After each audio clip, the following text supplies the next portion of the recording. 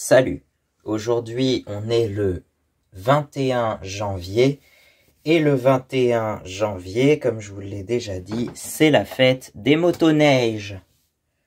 Ouais, c'est une date que j'ai décidée comme ça au hasard, mais je trouvais que c'était une bonne date parce que c'est à peu près un mois après Noël, enfin pas tout à fait, mais c'est 4 semaines après Noël plus ou moins. 4 semaines moins un jour du coup, donc c'est 27 jours après Noël en gros, si je dis pas de bêtises, puisque Noël c'était un mercredi et là on est un mardi, donc c'est 27 jours après Noël en gros, et puis un mois pile après le solstice d'hiver en fait. Je trouvais que c'était surtout ça, la date du 21, souvent le 21 c'est le...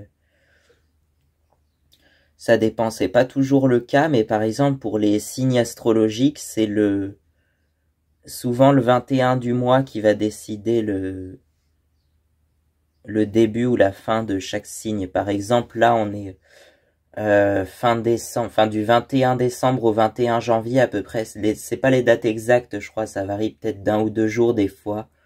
Mais c'était les Capricornes en gros. Là on va rentrer, aujourd'hui on rentre dans l'ère des Verseaux, enfin dans la période des Verseaux. Et donc les Verseaux, c'est à partir du 21 janvier jusqu'au 20 février, plus ou moins, je sais plus la date exacte, je crois même 19 février, quelque chose comme ça. Et à partir du 20 février, c'est les Poissons. Voilà. Donc les Poissons, c'est ouais, du 20 février jusqu'au 20 mars, plus ou moins. Et à partir du 21 mars, c'est les Béliers. Donc voilà. Et il y a beaucoup de béliers dans la famille d'ailleurs, beaucoup de béliers, puis aussi quelques taureaux et gémeaux. Enfin, j'ai l'impression que c'est les mois de mars et mai, c'est les deux mois où il y a le plus d'anniversaires chez nous. C'est souvent le mois de mars et le mois de mai. Ouais, je sais pas si c'est pareil dans votre famille, mais donc les taureaux, les gémeaux, les cancers, les lions après. Enfin voilà, je pense que vous les connaissez les signes. Non, c'est juste forcément, il y en a un qui s'appelle le cancer, donc faudrait éviter d'être né à cette période-là. Je sais pas si ça influe, mais en tout cas, au niveau du nom, c'est pas un bon présage, hein, mais bon. Vaut mieux être né. Alors, je vous le dis, c'est entre le 22 juin et le 21 juillet, plus ou moins. Je crois que c'est ça. Mais après, c'est souvent symbolisé par un crabe, par ouais, une sorte de crabe, de crustacé. Je pense qu'à l'origine, ça devait désigner effectivement une sorte de crabe, mais par la suite, ça désignait autre chose, disons. Donc, si ça vous gêne, on pourra éventuellement dire du signe du crabe, quoi. Ça. Donc, revenons à notre 21 janvier. Pourquoi j'ai décidé cette date-là? Bah, je sais pas, c'est une date, je l'ai prise semi au hasard, on va dire, moitié au hasard. Parce que je trouvais que c'était bien placé le 21 janvier pour fêter les motoneiges. C'est en plein milieu de l'hiver, disons, c'est pas au tout début, c'est pas la toute fin non plus. C'est, je dirais, à peu près au milieu de l'hiver, tu vois, le 21 janvier. Et donc, voilà, c'est une bonne date. Après, le fait que ça coïncide aussi avec pour certains, ils vont fêter le 21 janvier, en fait, parce que c'est le jour où la tête du roi est tombée, quoi, en quelque sorte, hein, Louis XVI. C'était le 21 janvier 1793. Donc, voilà, quoi, c'est une date qui est souvent importante, soit pour ceux qui sont contre le roi, soit pour les royalistes, à savoir, ça dépend. Il y en a qui vont interpréter ça comme le jour où le roi est mort, donc du coup c'est la fin du royaume, la fin de l'ancien régime, quoi. Et pour d'autres, ça va être symboliquement un jour pour les royalistes, quoi. Pour un peu la revanche, ou je sais pas trop comment dire, mais voilà. Donc ça dépend, je pense que ça dépend ce qu'on peut interpréter Mais il y en a certains qui fêtent la date du 21 janvier en référence à Louis XVI, justement. Voilà. Et pour moi, c'est totalement une coïncidence que la fête des motoneiges ait été choisie ce même jour du 21 janvier. Je pense que c'est simplement que j'avais envie de la mettre le 21 janvier parce que c'est pile un mois après le solstice d'hiver et que ça tombe à peu près au milieu de l'hiver. Pas tout à fait, surtout si on considère que l'hiver commence soit le 21 décembre, soit le 1er décembre. Pour certains, ça peut même commencer aux premières chutes de neige, donc ça peut être en novembre, ça peut être même fin octobre des fois. Ça dépend ce qu'on appelle l'hiver, mais souvent on considère à partir du solstice d'hiver et à l'équinoxe de printemps. Moi, au début, je considérais, pour faire simple, que ça allait du 1er décembre au 28 février ou 29 selon les années. Et qu'à partir du 1er mars, c'était le printemps, mais bon. En soi, des fois, il y a encore de la neige au mois de mars, voire jusqu'en avril, ça dépend où on se trouve en France, quoi. Et en soi, ouais, je sais pas. Mais ça dépend de ce qu'on veut interpréter. Ce qui est sûr, c'est que je pense les 2 tiers du mois de janvier, tu vois. Enfin, le deuxième tiers du mois de janvier, c'est assez bien placé comme date. Le 21 janvier, donc. Donc on va fêter les motoneiges et on va fêter ma passion pour les motoneiges parce que j'adore ça, quoi. C'est l'engin, c'est le véhicule, c'est la machine, quoi.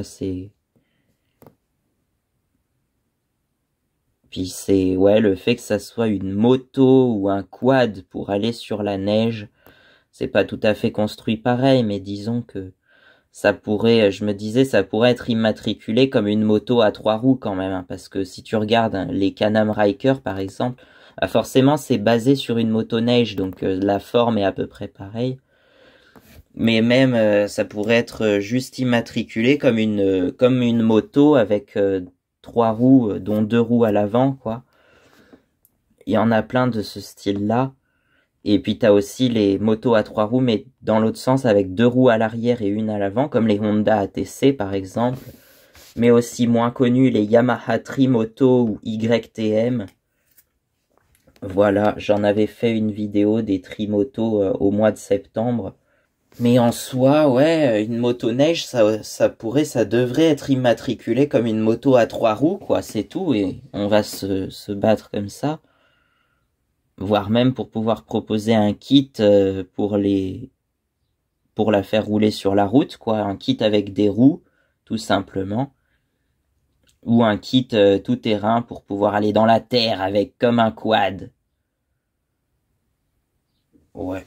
En soi, ça marche comme une moto ou comme un quad, enfin, mais peut-être même plus comme un quad d'ailleurs, puisque c'est assez similaire. Et d'ailleurs, les constructeurs de motoneige sont souvent aussi des constructeurs de quad, d'ailleurs. Hein, en soi. Mais structurellement, et d'ailleurs, ça se voit quand même, il y a quand même 3 points de contact sur le sol. Donc s'il y a 3 points de contact sur le sol, ça fait 3 roues, en quelque sorte. Ça peut être considéré comme une 3 roues. Et donc une 3 roues, voilà, c'est une 3 roues, quoi. C'est un tricycle motorisé, quoi. Je sais pas comment on pourrait appeler ça, mais voilà. C'est comme les Yamaha Tricity, par exemple, les Can-Am Ryker, il y en a plein. Il y a plusieurs types de motos à 3 roues. Il y a celle qui fait vraiment motoneige, comme les Can-Am Spyder et Ryker. Est-ce qu'il y a vraiment d'autres véhicules qui ressemblent à ça? D'ailleurs, j'ai l'impression qu'il n'y en a pas beaucoup. Il y a quasiment que Can-Am qui fait ça. Donc BRP, en fait, c'est l'entreprise BRP. Et ensuite, les motos, en quelque sorte, à 3 roues, qui ressemblent plus à une moto, mais on aurait juste mis 2 roues à l'avant. Ça, c'est la Yamaha Niken, par exemple, ou Niken, enfin, je sais pas comment ça se dit, prononcez comme vous voulez. La Yamaha, donc, c'est une base de MT-09, je crois, mais avec 2 roues à l'avant. Et le problème, c'est que ça a fait un flop, encore une fois, ça s'est très mal vendu. C'est la base d'une MT-09 et d'un Yamaha Tri-City un peu. Mais ça s'est pas très bien vendu, c'est dommage parce que ça aurait pu être... Bon, après le problème c'est que c'est très lourd, mais vraiment très lourd. Je crois qu'elle fait 270 kilos, un truc comme ça, donc pour moi c'est beaucoup trop lourd. Alors que même un Tri-City, ça pèse combien? Ça, j'en sais rien par contre. Bon, le Tri-City, c'est un scooter à 3 roues un peu dérivé du Piaggio MP3 et du Peugeot Metropolis, par exemple. Voilà, c'est les 3 principaux représentants des scooters à 3 roues. Pourquoi pas, après tout, mais... C'est pareil, c'est pas trop... c'est pas forcément ce que j'aurais préféré, mais bon. Non, alors à la rigueur, il y a d'autres types. Moi je dis il y a 2 types de motos à 3 roues qui devraient exister et être immatriculées comme ça. L'autre type, donc t'as les motos à 3 roues qui ont 2 roues à l'avant, ça ok, et les motos à 3 roues qui ont 2 roues à l'arrière. Et ça c'est le cas des Honda ATC par exemple, représentant le plus connu, des Yamaha Trimoto, je crois que Kawasaki en avait fait aussi, peut-être même Suzuki, c'était la mode dans les années 80, il y en avait plein je crois. Dans les années 80 il y en avait plein, mais c'était réputé comme étant pas très stable, et ça c'est dommage parce que je pense qu'en modifiant un peu la répartition des masses, je sais pas trop comment exactement, on aurait pu faire un truc plus stable, qui soit plus, un peu plus sécuritaire aussi, tu vois. Puis le fait que beaucoup les conduisaient aussi sans expérience, sans permis, sans rien, parce qu'il n'y avait pas trop de réglementation à l'époque. D'un côté, c'était finalement bien, mais de l'autre côté, c'était un peu dangereux finalement. Mais ça a permis finalement un peu le déclin des 3 roues, ça a permis l'avènement des quads, j'ai l'impression. Je sais pas pourquoi, mais c'est un peu ça qui a permis l'avènement, la popularisation des quads, donc la même chose mais en 4 roues, ce qui est donc beaucoup plus stable. Sinon, en autre moto à 3 roues, il y a les gros trikes un peu Harley Davidson, je sais pas si c'est Harley Davidson qui en fait vraiment, mais vous voyez ce que je veux dire, quoi, il y a des grosses motos à 3 roues comme ça. Je me demandais d'ailleurs pourquoi ils ont pas fait la même chose mais à 4 roues, ça aurait pu être sympa, hein. Et moi je pensais qu'à l'origine le quad ça venait de là, je pensais qu'un quad en fait c'était tout bêtement à l'origine une moto à 4 roues. Un peu, moi j'imaginais très bien une moto à 4 roues dans le style des années 60 en fait, avec des chromes un peu partout, soit un peu dans le style biker en Harley Davidson, ou alors dans les motos de l'époque, il y avait quoi d'autre? Il y avait Triumph, où les Français vont prononcer Triomphe, mais en vrai ça se prononce Triumph. Il y avait le début des Honda, le début des motos japonaises d'ailleurs, mais c'était surtout Honda à l'époque qui était connu. Et puis, je sais plus trop, il devait y en avoir plein, plusieurs. Il y avait surtout beaucoup plus de marques de motos qu'aujourd'hui finalement, mais qui étaient moins connues individuellement, quoi. Ouais. Aujourd'hui, j'ai l'impression qu'on a de plus en plus une monopolisation en quelque sorte, ou je sais pas si on pourrait appeler ça comme ça. Qu'en gros, il y a peut-être de moins en moins d'entreprises, mais qu'elles sont de plus en plus grosses en fait. Je sais pas si c'est le cas, mais et puis ce qui n'arrange vraiment pas les choses, c'est qu'il y a en plus des rachats dans tous les sens, des groupes d'entreprises, par exemple, je sais pas, le groupe PSA, mais maintenant c'est désuet, ça s'appelle même plus PSA, ça s'appelle Stellantis maintenant. Et ben Stellantis, c'est ça, c'est un groupe d'entreprises, plein de trucs qui ont fusionné, qui se sont rachetés, c'est n'importe quoi. Dans Stellantis, il y a Peugeot, il y a Citroën, il y a Fiat, il y a Chrysler aussi du coup, puisque c'est Peugeot qui a racheté Fiat Chrysler pour devenir Stellantis, ou les deux qui ont fusionné, je sais pas trop, mais pour moi ça c'est 4 constructeurs différents, quoi. En tout cas c'est 4 marques différentes. Puis il y a aussi les créations de marques par des entreprises aussi, par exemple les divergences, on pourrait citer DS par exemple, DS Automobile, qui des fois dépendait purement de Citroën, hein, ça a été créé par Citroën, la DS. Et pour moi, les DS, c'était des Citroën, quoi, c'est tout. Mais finalement, en fait, ça s'est séparé de Citroën, mais en restant dans le groupe PSA, justement. Mais ça s'est séparé de Citroën, c'est une marque à part maintenant. Donc, pourquoi pas, après tout, mais on s'y perd un peu, quoi. Bon, là, je vous fais un discours qui n'a pas grand-chose à voir avec la fête des motoneiges. Selon mon calendrier, c'est même un jour férié, hein, la fête des motoneiges. Mais bon, moi, ça change pas grand-chose, puisqu'en soit je travaille tous les jours, soit je fais rien tous les jours, ça dépend du point de vue. Et donc, en fait, il n'y a pas tellement de week-ends et de jours fériés, finalement. Il y a quelquefois des vacances, mais les vacances, c'est moi qui les prends, et ça signifie que je m'en vais ailleurs, en fait. C'est juste ça. Sinon, s'il n'y a pas de voyage, il n'y a pas de vacances, quoi. En tout cas. Donc, voilà. Il n'y a pas tellement de jours fériés, finalement, ça n'importe peu. Au passage, si vous avez une motoneige, ce qui est assez peu probable parmi mes abonnés, mais on peut toujours espérer.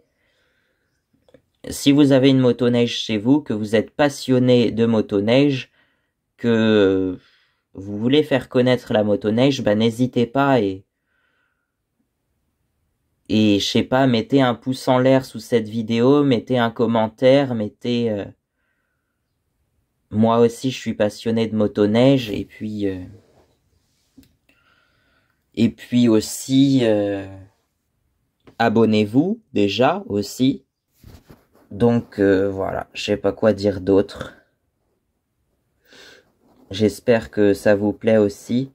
Moi en tout cas, je sais que je suis passionné de un peu tout ce qui roule, mais en gros les véhicules motorisés assez simples, j'ai l'impression, et d'une mécanique simple mais qui donne le fun, quoi. Les motos, les quads, les motoneiges, les motos marines à la rigueur aussi. Certaines voitures, les buggy, éventuellement les moteurs de bateau si on veut rester un pied dans la mer, les petits moteurs hors bord, là ce qu'on appelle, avec un recoil starter, et puis pour aller avec le recoil starter, tout ce qui est motoculture, les tondeuses, les motoculteurs, les générateurs ou groupes électrogènes, appelez ça comme vous voulez, bah tout ce qui a un démarrage au lanceur, quoi, voilà, ça j'adore. Et puis sur les motos, on va avoir plus souvent un démarrage au kick, mais c'est pareil, ça marche aussi, mais si je préfère quand même le démarrage au lanceur, hein, comme sur certains quads et certaines motoneiges, ils en ont justement. Et puis tout ce qu'on appelle motoculture, quoi. C'est des moteurs ça se démarre comme ça, quoi, c'est fait comme ça, de toute façon, de base, depuis l'Antiquité, enfin peut-être pas, mais depuis la nuit des temps, oui. Bon, j'espère que ça va vous plaire. Là, ça fait déjà 20 minutes que je filme. Je tenais à vous prévenir quand même parce que c'est un sujet un peu délicat et je disais que la motoneige, c'est à la fois, c'est autant une source de plaisir qu'une source d'angoisse en fait.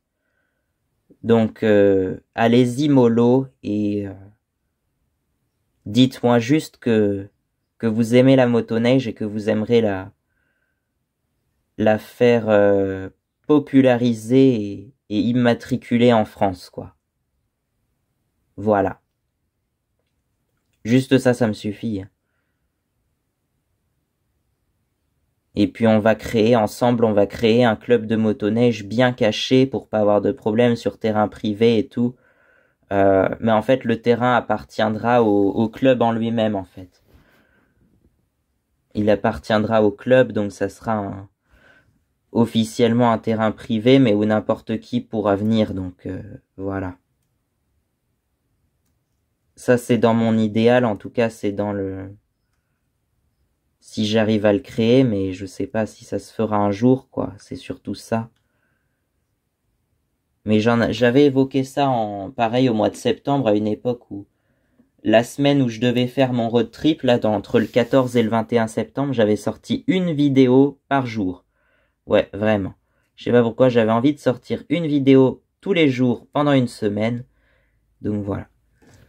Là, c'est un peu ce que je fais. Je tourne presque une vidéo tous les jours, mais en fait, tout ça, ça sera compilé sur une seule ou deux ou trois vidéos, peut-être suivant la longueur.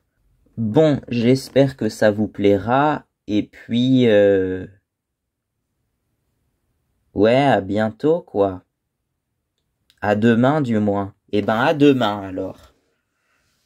Pas que la prochaine vidéo sort demain, mais que je vais en tourner une autre demain, donc le 22. Donc, voilà.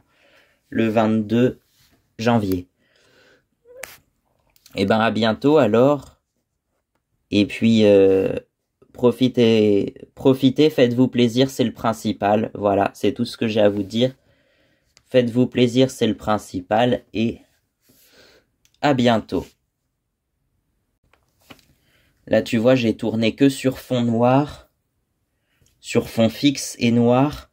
Ça fait que 269 mots pour 22 minutes de vidéo. Donc, tu vois, c'est quand même très peu. Et encore, on peut encore réduire. De toute façon, je vais retirer ce fond noir. Je vais mettre une image fixe à la place. Ou des images fixes, plusieurs images. Et ça va encore réduire le volume, je pense. Donc voilà. À bientôt. Ah si, là, ça a un tout petit peu gelé. Mais c'est très léger par rapport aux autres fois. C'est vraiment... je pense qu'il y a un peu moins d'humidité. Du coup, ça givre moins, mais ça gèle tout autant.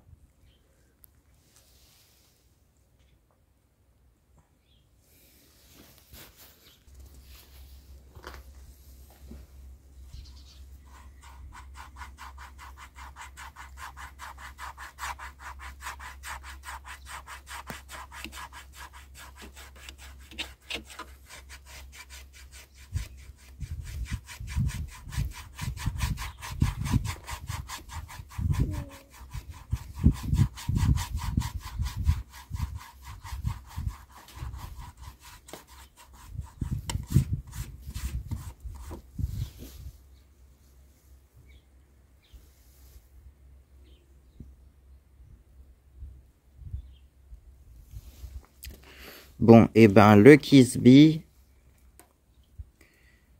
il va falloir le faire rouler parce que de toute façon, le Kisby, je viens de faire le plein, alors que la XTX, il y a quasiment plus rien, je crois, je sais plus. Enfin, faut que j'aille refaire le plein et je le ferai, je pense, après mercredi, donc je pense jeudi. Là, faut dégager un peu le rétroviseur.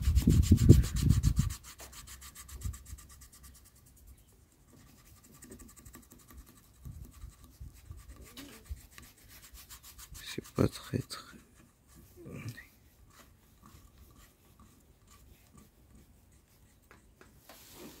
Voilà. Bon.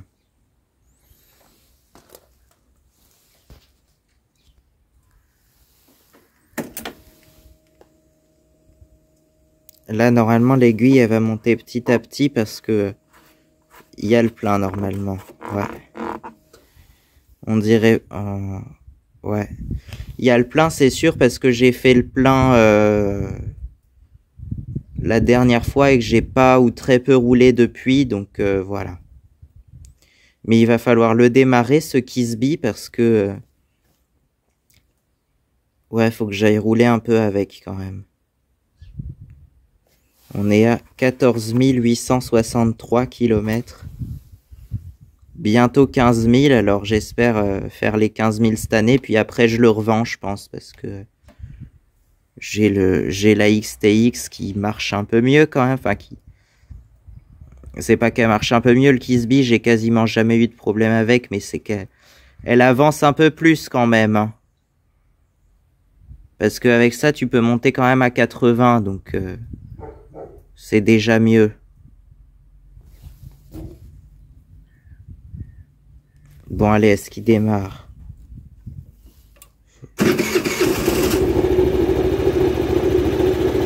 Voilà, on va le faire chauffer un petit peu, puis après, on y va.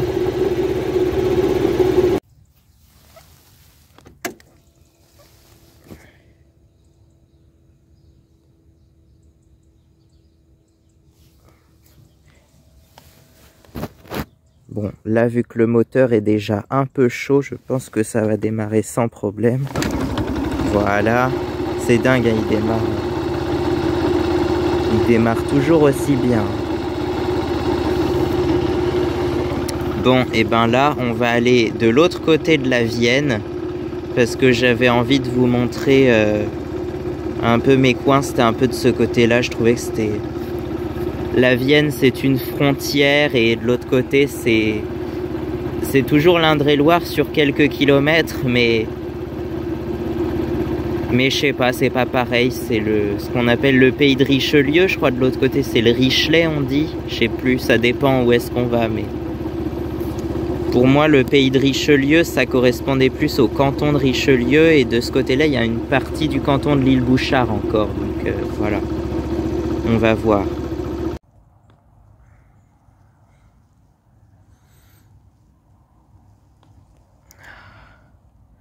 La Vienne, quelle magnifique rivière. Ouais. On est sur environ, je crois, 377 km de long, je crois. Il me semble que c'est ça, mais je sais plus. Du plateau de Millevaches jusqu'à Camp-de-Saint-Martin. Elle arrose les villes de Limoges, principalement. Je pense que c'est la plus grande ville traversée par la Vienne. Mais aussi, ouais, Châtellerault, Chauvigny, Chinon. Elle passe pas par Poitiers, c'est un affluent, c'est le Clin qui passe à Poitiers, mais la Vienne, elle passe par Chauvigny, à quelques kilomètres de Poitiers. Il faudrait qu'on y aille à Chauvigny, parce que je crois que c'est assez joli comme ville, mais bon. Là, on est plus près de l'embouchure, hein, c'est vrai, on est au niveau de... un peu avant Chinon quand même. Donc voilà, on va traverser, alors pas ici parce qu'il n'y a pas de pont, mais à quelques kilomètres à Pouzet, il y a un pont là-bas. Et c'est vrai qu'il n'y a pas énormément de ponts sur les grands fleuves comme ça, surtout la Vienne, il y en a quand même quelques-uns, mais la Loire par exemple, il n'y a pas beaucoup de ponts sur la Loire. Donc voilà, et là en face, alors je sais pas si vous voyez bien, on va zoomer un peu. On voit un petit château en face là, voilà. Je sais plus comment il s'appelle, je vais vous retrouver ça, puis je vais vous l'afficher en sous-titres, là. Donc voilà, je trouve ça sympa. Effectivement, c'est sur la commune de Parcé-sur-Vienne, je crois, en face. Et il y a un château sur Parcé-sur-Vienne, mais je m'en rappelle plus du nom. Donc voilà. On passe, je crois qu'on passe devant la route, là. La route, elle passe devant le château, justement. Enfin, elle passe pas très loin. Donc voilà. On se retrouve de l'autre côté de la Vienne donc. Et puis voilà, je vais vous montrer, pareil, ça sera sur le secteur de l'autre côté. Puis on va voir un peu où est-ce qu'on va exactement. Voilà, je vous laisse. Là, faut faire attention. Par contre, c'est très glissant parce que c'est de la terre, c'est du limon là qui est apporté par la Vienne quand il y a les crues. D'ailleurs, là, elle est quand même assez haute encore. Ça déborde encore un peu sur le chemin. Là, d'habitude, je me mettais là, puis soit je faisais un petit pique-nique, un petit goûter, un truc comme ça. Mais là, tu vois, typiquement ça c'est très glissant. Faut faire attention. Puis même, ouais, l'eau. Voilà. Donc là, pour l'instant, on va pas trop s'aventurer sur les bords de Vienne, même si j'adore le faire en quad. Là, ce chemin, ça va de... Ouais. Le chemin du bord de la Vienne. Mais il faut le faire en été, en fait, quand il n'y a pas trop d'eau et quand c'est dégagé, surtout. Quand il n'y a pas trop d'eau et quand les chemins sont dégagés, parce que souvent, en fait, la Vienne, on va le voir de l'autre côté, mais elle charrie des fois des troncs d'arbres entiers. Et ça se voit très bien sur le chemin un peu plus loin là-bas. Que on se retrouve avec des troncs d'arbres sur les chemins des fois. Voilà. Mais c'est pas que au bord des cours d'eau, parce que des fois, tu as des troncs d'arbres qui tombent aussi sur les chemins dans la forêt, quoi. Et ça, c'est pareil, c'est pas terrible non plus, quoi. Ouais, bah là, typiquement, là, si on zoome un peu, il y a plein de morceaux de bois, puis de déchets aussi apportés par la Vienne. Alors, c'est l'occasion des fois de ramasser les déchets qui traînent un petit peu. Une fois, je crois qu'ici, j'étais venu, j'avais ramassé 2 gros blocs de polystyrène ou je ne sais pas trop quoi. Puis, je sais plus, j'avais retrouvé des bouteilles aussi, des trucs comme ça. Alors ça, c'est... Des fois, même souvent, c'est ramené par la Vienne, en fait. C'est ramené par l'eau. Au moins, ça finit pas dans la mer, quoi. Ou en tout cas, pas tout de suite si c'est ramassé. Voilà. Allez.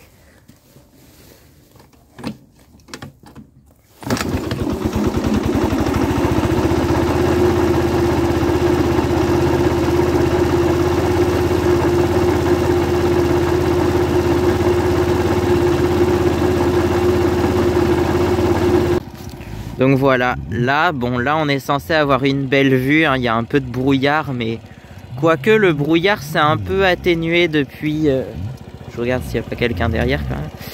Le brouillard s'est un peu atténué depuis ce matin là quand même, parce que là on voit quand même beaucoup plus loin. Là on n'aurait rien vu si j'étais venu quelques temps plus tôt, on n'aurait rien vu, alors que là on voit quand même un peu jusqu'à la Vienne, voire jusqu'à un peu de l'autre côté. Ça doit être Pouzet là, les quelques maisons qu'on voit au loin, parce que là on est juste au-dessus de Pouzet, et puis de l'autre côté il y a Rilly-sur-Vienne là-bas, là-bas ouais, ça doit être le village là-bas. Donc voilà, on est, je pense qu'on est entre Rilly-sur-Vienne, Parçay-sur-Vienne et Pouzet. Voilà. Je crois que c'était au même endroit que j'étais venu avec le quad d'ailleurs une fois, ouais, je suis venu jusqu'ici. C'était à cet endroit-là que j'étais venu et que j'avais fait une super belle photo avec toute la vue derrière. Là on voit de l'autre côté, limite on voit jusqu'à chez moi, là je sais pas trop exactement, mais là on voit rien de toute façon. Mais si, je crois qu'on voit le château d'eau de Saint-Épin d'ici, quand il fait beau. Bon là on voit le soleil, d'ailleurs il est un peu voilé. C'est un petit peu voilé, ça se trouve dans l'après-midi ça va se dévoiler un peu, je pense, je sais pas trop. On va voir. Puis là tu vois, de ce côté là on a quelques hameaux, il y a plein de petits hameaux là sur Parçay-sur-Vienne, c'est assez sympa. Il y a d'ailleurs un peu plus loin, il y en a un qui s'appelle le village des Rois, je trouve ça assez drôle. C'est pile dans le prolongement de la rue principale, donc qui passe devant l'église. Et Parçay-sur-Vienne, on voit pas, ça doit être derrière la colline là-bas. Voilà.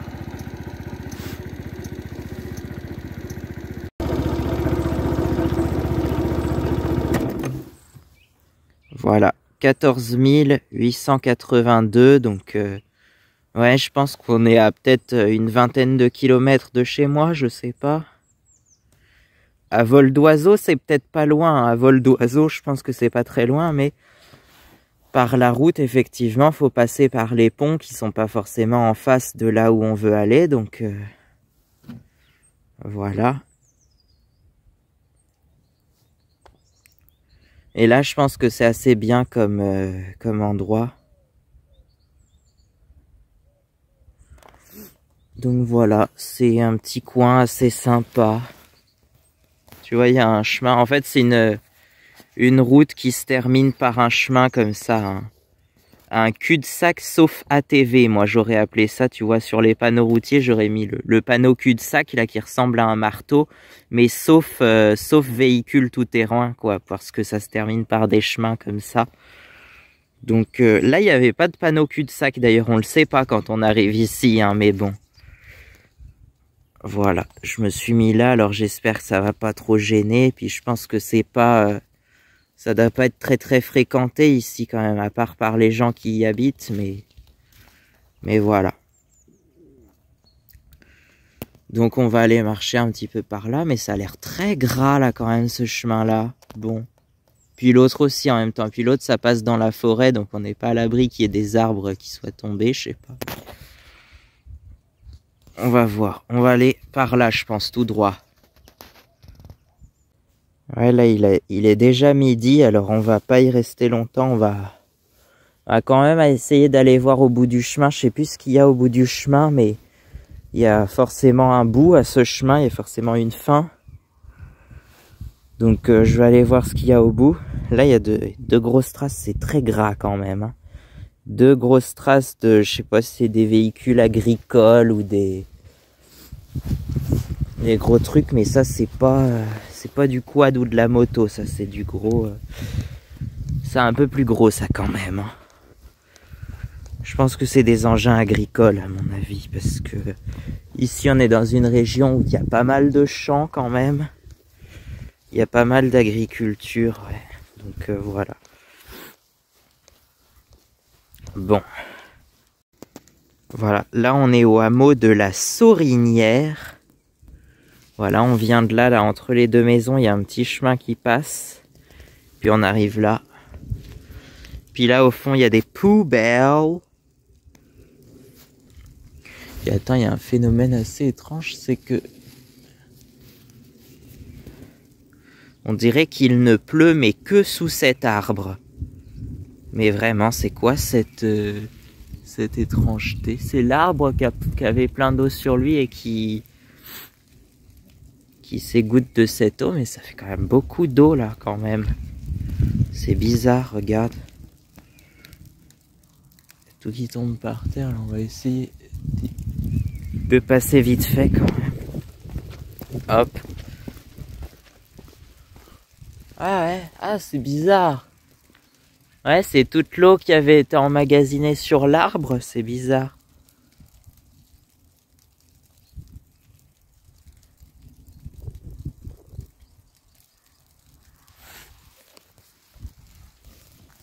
Voilà, puis là on va remonter, bah je pense légèrement à gauche, là la route qui remonte là-bas, ça revient au chêne vert, c'est pas très long mais au moins j'aurais marché un petit peu dans la journée, je sais pas. Et c'est pas très long finalement ce que j'ai fait, c'est vraiment pas long mais bon. Ah attends, ça rejoint le village de Rilly-sur-Vienne, cette petite route là. Ah ouais, c'est étonnant.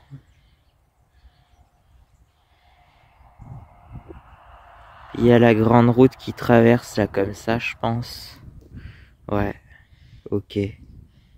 Ah ouais, là c'est très étonnant là, effectivement En fait, je pense, on dirait que c'est le vent, ou je sais même pas si c'est le vent, mais ça essore l'humidité des arbres en quelque sorte, c'est... Tous les arbres qui s'égouttent sur la route, par contre, c'est pas très agréable quand on passe dessous, mais bon. Ah, c'est très bizarre, j'avais jamais vu ça. Des fois, oui, les arbres qui s'égouttent un petit peu, donc ça continue de pleuvoir un peu sous les arbres des fois, mais là, c'est quand même, il y a quand même beaucoup d'eau qui tombe quand même des arbres. C'est bizarre. Ouais. Il a pas vraiment plu en plus, hein. Il y a eu du brouillard assez humide et assez, ouais, brouillard givrant un peu ce matin là. Mais là, le brouillard est en train de se lever. On commence à voir le soleil d'ailleurs. Le soleil, il est moins voilé que tout à l'heure, si vous vous souvenez, là. Ouais, il est là, le soleil, puis on voit même un peu de ciel bleu, là. Voilà, la maison jaune. Bah, cette maison jaune-là, on est passé juste devant de l'autre côté, là, tout à l'heure. Ouais, là, ça se voit quand même, il y a moins de brouillard que tout à l'heure, quand même. Et on arrive à voir plus loin dans la vallée. Et je crois même qu'on voit effectivement tout au bout le château d'eau de Saint-Épin, là, je sais pas si c'est celui de Saint-Épin, là, tout au bout, mais on voit bien, je pense que c'est un château d'eau quand même. Donc voilà. Ouais, on n'est même pas encore à 14 900, mais bon, on n'est pas loin, donc oui, il y avait bien 20 km, hein, je pense, hein, là-bas, je sais plus. On en était à combien? 882, je crois. Je pense qu'il y a, ouais, 26 km, alors on était à 26 km de la maison. Ah, voilà. Et la XTX, bon, faudrait que je lui fasse le plein. Dès que je vais l'avoir, donc jeudi, enfin que j'ai au moins le papier, donc je pense jeudi. Enfin, mon prochain cours c'est mercredi, mais le papier, mais le plein je vais le faire jeudi, le lendemain, je pense. Je sais pas, je vais voir.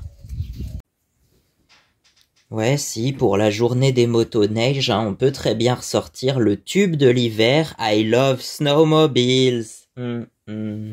I wanna drive a snowmobile. I wanna start a snowmobile. I wanna have a snowmobile. Baby, I need snowmobiles. My snowmobile. I really love snowmobiles. I wanna drive a snowmobile. I need snowmobiles. I want snowmobiles. I love snowmobiles. Snowmobile.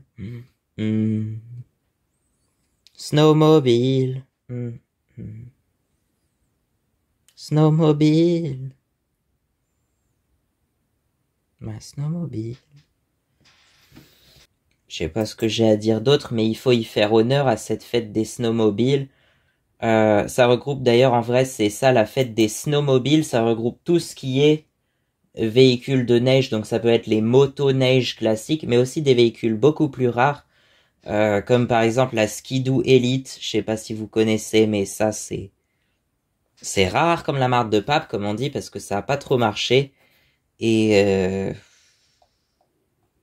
bah c'est dommage parce qu'en fait ils appellent ça, je sais pas, side by side snowmobile. C'est comme un buggy ou un side by side quoi, mais sur base de motoneige, de snowmobile. Donc avec, je crois, une double chenille à l'arrière quand même et une paire de skis à l'avant, ça change pas. Mais sinon, ce qui se fait beaucoup effectivement, c'est qu'il y en a qui mettent sur des buggy, des SSV, ils mettent un kit chenille et donc du coup ils peuvent aller sur la neige avec ça. Même sur un quad, il y en a qui mettent ça aussi sur un quad, mais après c'est bien, c'est vrai, ça peut servir à tout, mais moi où sont le charme des vraies motoneiges quoi. Moi c'est surtout ça ce qui m'intéresse, c'est la motoneige en elle-même quoi. Donc voilà, c'est ça. C'est comme je disais, il y a bien des collectionneurs de camions de pompiers, des collectionneurs de, je sais pas, d'engins agricoles, par exemple. Il doit y avoir forcément des collectionneurs de motoneige. Alors en France, je sais pas, mais quoique même en France, en Suisse, en Italie, dans les pays où il y a de la neige quand même. Sinon en Suède, Norvège, Finlande, les pays du nord de l'Europe, c'est sûr, je pense qu'il doit y en avoir quand même des passionnés de motoneige. Et puis après, oui, c'est en grande majorité Canada et États-Unis, peut-être même encore plus les États-Unis que le Canada. Mais le Canada, c'est sûr, il y en a plein aussi. Souvent, on pense au Canada, c'est vrai, mais il y a aussi tous les pays du nord de l'Europe, les États-Unis et peut-être même la France. Hein, il y en a forcément en France des motoneiges, la preuve, j'en ai vu, mais c'est pas assez reconnu, quoi. Voilà. Et ça, c'est dommage. Mais bon. Ce qui est encore plus dommage, c'est de les remplacer par un vulgaire quad ou buggy avec des chenilles dessus. Sinon, je sais pas trop quoi vous dire. On va y faire honneur à cette fête des snowmobiles, mais par contre, il n'y a pas beaucoup de neige. Chez moi, il y a eu quand même un petit peu, je sais plus quand c'était, le 18, je crois, le 18 janvier. Il tombait un peu de la neige quand même, hein. C'était vraiment de la neige qui est tombée, mais il y en avait vraiment pas beaucoup, un tout petit saupoudrage, et pas partout. Ouais. Ça faisait vraiment un tout petit tapis, mais je vous ai montré de toute façon dans la vidéo du 18 janvier spécialement. Ça faisait vraiment un tout petit tapis, donc c'est très subtil. Mais voilà, le 21 novembre, il est tombé un petit peu de neige aussi. Mais je vais vous mettre des photos du 21 novembre. C'est pareil, c'était très subtil. Il en tombait plus du ciel, mais ça tenait pas trop au sol. Le sol devait être un peu plus chaud, je sais pas, mais ça tenait pas trop au sol, c'était à moitié fondu. Mais il en est tombé du ciel au moins, c'est déjà ça, c'est déjà un sacré effort.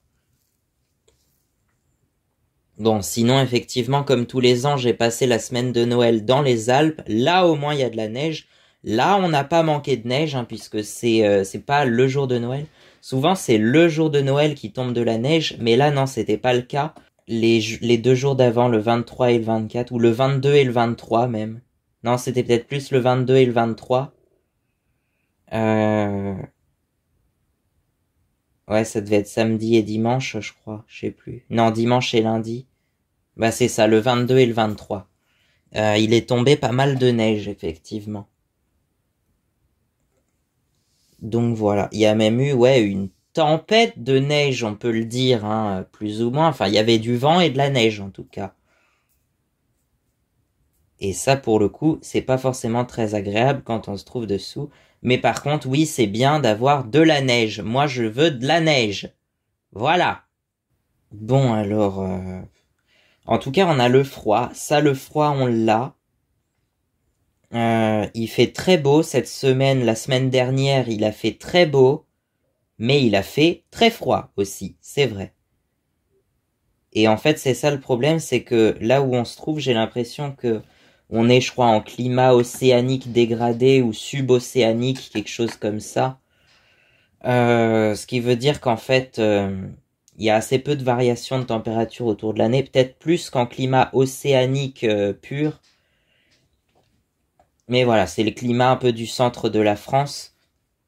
Bon, en gros, ça veut dire que souvent, quand il va y avoir des précipitations, ça va venir de l'ouest. Mais c'est un air qui est plus chaud, plus humide, mais plus chaud.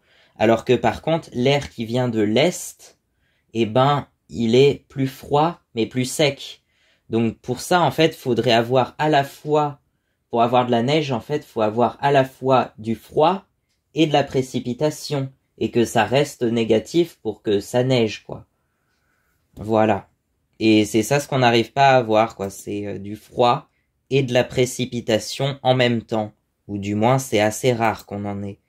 La dernière fois, je disais, la dernière fois où on a vraiment eu de la neige un peu en abondance, c'était en février 2018. Et en général, pendant l'hiver 2017-2018, où il a fait très froid, effectivement, et il a neigé pendant une semaine à peu près, mais je crois que ça a duré qu'une semaine en début février, quelque chose comme ça. Donc c'était pas terrible finalement. Sinon avant ça, je disais c'était vers 2011, je sais plus quand exactement, mais il me semble que vers 2011, il était tombé pas mal de neige ici aussi. Mais c'est assez rare en Indre-et-Loire, on a un climat assez océanique et assez doux en quelque sorte.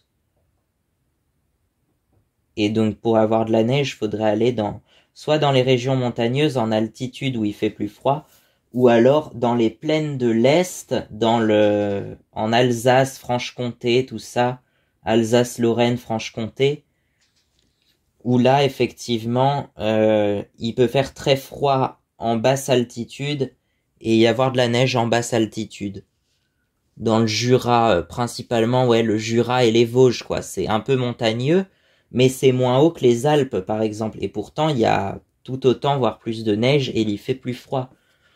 Hein, on dit que le village de Mout, par exemple, c'est le plus froid de France, où il a été observé une température de moins 36,7 degrés en janvier 1968. C'est le record officiel, par contre, il a été mesuré moins 41 degrés en 1985 dans le même village, et ça n'a pas été retenu officiellement. Ouais, ce qui est retenu officiellement, c'est moins 36,7. Il y a eu l'année dernière, en janvier 2024, je crois, à Mignot-Villard dans le Jura, il me semble qu'il a été mesuré moins 36 aussi. Et c'est assez bas en altitude, enfin le village de Mout, c'est à 900 mètres d'altitude seulement, c'est pas très haut en fait, c'est à seulement 900 mètres d'altitude, mais il y a une cuvette, il y a un couloir qui fait qu'il y fait très froid souvent. Mais en général un froid sec, c'est ce qu'ils disaient, c'est qu'ils ont souvent un froid sec, mais quand même pas mal de neige, hein. Ouais, le Jura, il y a pas mal de neige quand même, hein. Et donc oui, c'est pas rare, enfin même ça arrive tous les ans d'avoir moins 20 là-bas, effectivement. Il n'y a pas besoin d'aller au Canada ou en Sibérie ou je ne sais pas, je ne sais où. Dans le Jura, d'ailleurs, on appelle ça la petite Sibérie, apparemment. Donc voilà, je sais pas ce qu'on en fait de toutes ces séquences qu'on aura tournées aujourd'hui. Je pense qu'on va faire au moins 2 vidéos en 2 parties. Celle du 15, 17 et 18 janvier, ça c'est déjà monté, c'est déjà fait, la vidéo est terminée. Et celle du 19, 20, 21 janvier, voilà, on va faire ça, mais à condition qu'il faut pas que les séquences soient trop longues. Hein. On va essayer de se limiter à 20 minutes par jour. Si on additionne 2 jours, ça fait déjà 40 minutes. Donc c'est bon. Et là, tu vois, on est déjà à 12 minutes de vidéo, donc c'est bon, ça suffit. Par contre, oui, on va essayer de monter ça et de prévoir une date, de trouver une date de sortie pour ces 2 vidéos-là. Je pense que ça sera début février, certainement. Je vais voir, je vais essayer de me débrouiller pour trouver une vidéo pour un créneau pour ça. C'est bien, ça vous plaît? Eh ben, à bientôt alors, et on se retrouve, je sais pas quand, mais très prochainement, c'est sûr.